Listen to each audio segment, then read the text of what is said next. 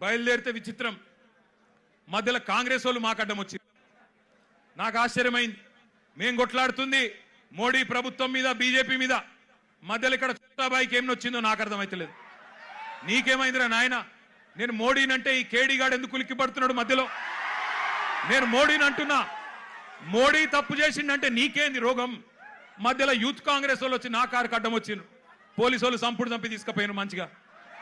నేనేమంటున్నా అంటే ఏం జరుగుతుంది ఈ దేశంలో?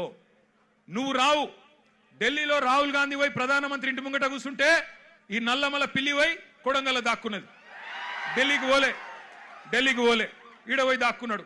అరే మీ మహేష్ గౌడ్ పోయి రాజ్భవన్ ముంగట ధర్నా చేసిండు. కనీసం ఆయన కొద్దిగానే రేషం ఉన్నది. నువ్వే ఆడున్నావు.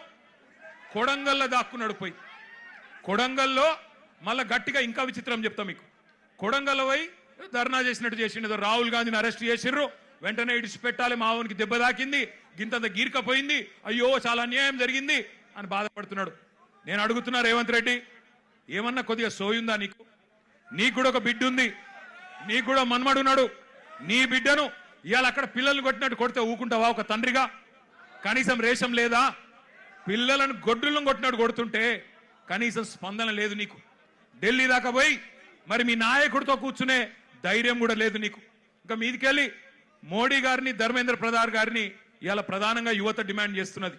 జవాబు చెప్పండి అని చెప్పి మోడీ గారిని, ధర్మేంద్ర ప్రధాన్ గారిని అడుగుతుంటే మన చోటాబాయ్ ఈయనేం అడుగుతుండేరికేనా? కేసీఆర్ కేటీఆర్ తప్పటిదంతా. ఎక్కడ దొరికినవయ్యా నువ్వు? నాకు అర్థం కాదు. దేశమంతనేమో మీ నాయకుడు రాహుల్ గాంధీతో సహా మోడీ, ధర్మేంద్ర ప్రధాని ఇద్దరు రాజీనామా చేయాలని వాళ్ళు పెడుతుంటే నీకు కేసీఆర్ తప్ప ఇంకొకరు కళలో కూడా ఇంకొకరు యాదికి రాక మానరిగా నీకు. ఆ వెనకటికి ఒక సినిమా ఉంటుంది. ఆ సినిమాలు ఇంతకుముందు వచ్చేటప్పుడే మా అన్న ప్రశాంత్ రెడ్డి అని చెప్తున్నాడు. అదేంటది? కుక్క కథ కదా. చిన్న పిల్లగాడు కూడా ఉంటాడు, వాని ఏం అడిగినా లాస్ట్కి ఏమంటే నాకు కుక్క కావాలి అంటాడు. అట్లా ఈయన కూడా అంతే. ఇక ఆయన నిద్రలో లేపు, ఈ ముఖ్యమంత్రిని నిద్రలో లేపు. అదో సినిమా పేరట, చిత్రం అట. అది చిత్రం, వీడు విచిత్రం. అంటే నిద్రలో లేపి అడిగితే కూడా కేసీఆర్. అరే నువ్వు ముఖ్యమంత్రి వీరా నాయన, కొన్ని ముఖ్యమైన పనులు చేయి. సిగ్గులేని మాటలు మాట్లాడుతున్నాడు. అదేదో పేపర్ లీక్కు నాకు సంబంధం అంట. మోకాల్కు బోడిగుండికి ముడిపెట్టుడంటే ఇదే. నేను చెప్పిన, అయ్యా రేవంత్ రెడ్డి నీకేమన్నా సిగ్గు శరం ఉంటే నువ్వు చెప్పిన లేదా?